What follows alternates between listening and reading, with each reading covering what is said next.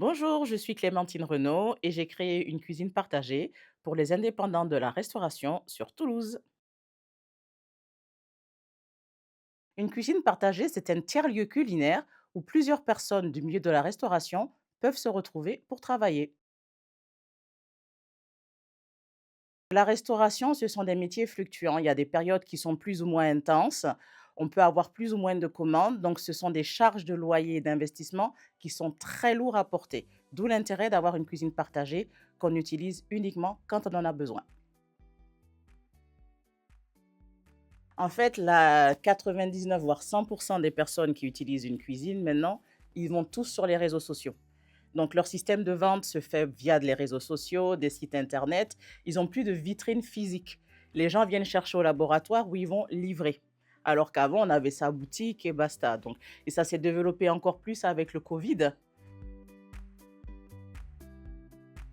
Alors, la différence avec une dark kitchen est très simple. Une dark kitchen a été faite surtout pour la vente à emporter. Nous, les cuisines partagées, nous sommes un lieu de production.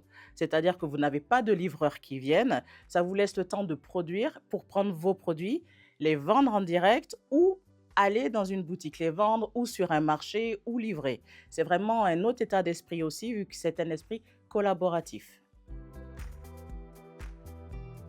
Donc, pour venir chez nous, il suffit simplement de prendre un pack horaire ou un abonnement qu'on utilise selon ses besoins. Nous nous mettons à disposition 280 mètres de labo entièrement équipés et aux normes. Il vous suffit de venir avec votre marchandise, d'utiliser le matériel et vous repartez après avec ce que vous avez produit. Alors, il faut savoir déjà que la restauration auprès des banques est blacklistée. Donc, quand vous vous installez pour faire de la restauration, il vous faut généralement investir entre 50 et 60 000 euros, ce qui n'est pas évident pour les gens qui démarrent. Donc, les bénéfices d'une cuisine partagée, pour ceux qui démarrent, c'est de tester leur activité, voir si elle est rentable, assurer leur modèle économique et dans les 2 ans à venir s'installer dans leur propre établissement. Ou pour ceux qui ont déjà eu un laboratoire mais qui n'ont pas envie de payer toutes les charges qui vont avec l'entretien d'un laboratoire, beh, ils viennent, ils travaillent chez nous, ils repartent. Donc en fait, vous n'avez de frais que lorsque vous travaillez chez nous. Le reste du temps, beh, vous ne payez rien. Eh beh, par exemple, vous ne pouvez pas travailler dans une cuisine avec du parquet, c'est strictement interdit. Il faut de l'inox, il faut du matériel, qui se décontamine, qui soit stérile.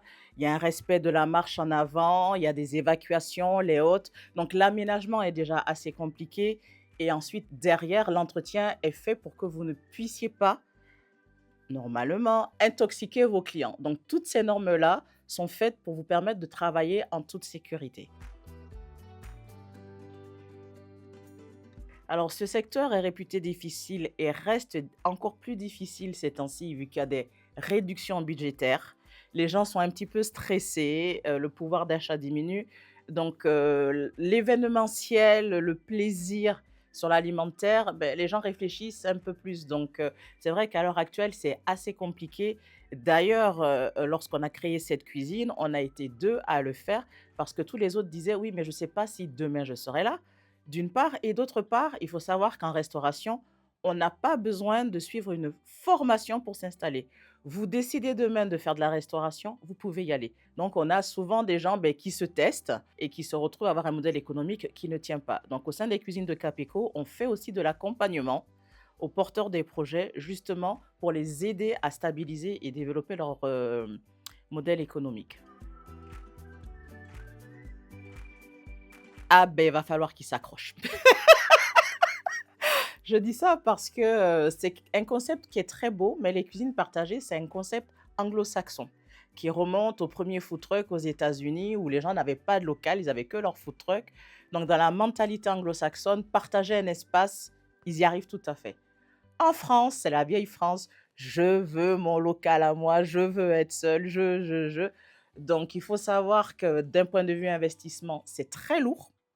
Parce qu'il faut aménager, il faut équiper, il faut avoir quelqu'un en permanence, pour gérer ce que j'appelle les punks achats, c'est-à-dire les gens qui arrivent en cuisine, qui veulent, tout faire, mais les règles d'hygiène, ils oublient, le fonctionnement, ils oublient. Ils se disent: «Oh là là, je paye à l'heure, donc je fais ce que je veux» et il faut remettre les gens dans les rails avec délicatesse. Des fois, on est un petit peu moins délicat, mais voilà, il faut savoir que c'est quelque chose de très contraignant et un investissement très lourd.